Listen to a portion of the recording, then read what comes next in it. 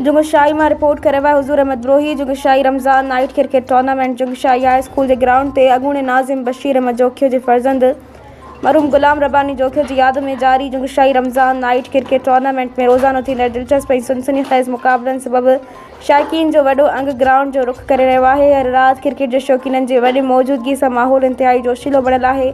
Tournament जो 25हों match Kohistan star ऐं गुल मोहम्मद शाह 11 के विच में खेॾियो वियो, जेको ज़बरदस्त मुक़ाबलो साबित थियो। गुल मोहम्मद शाह 11 बहितरीन बैटिंग जो मुज़ाहिरो कंदे मुक़रर 8 ओवरनि में 154 रन्सुनि जो वॾो टारगेट ॾिनो।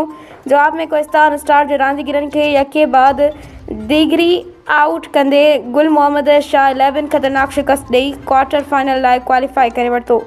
उन मौक़े ते जुंगशाई पुलिस सिक्योरिटी जा फ़राइज़ निहायत ई अहसन नमूने सां अंजाम ॾिना, जॾहिं त ऑर्गेनाइज़र कमेटी जे मुनीर ब्रोही, परवेज़ ब्रोही, शहज़ाद बलोच, राशिद ख़ासकिली ऐं गुलाम कादिर ख़ासकिली ग्राउंड जी रोशनी समेत ॿियनि इंतज़ामनि खे भरपूर बणाए टूर्नामेंट खे कामयाब बणाइण में अहम किरदारु अदा कयो।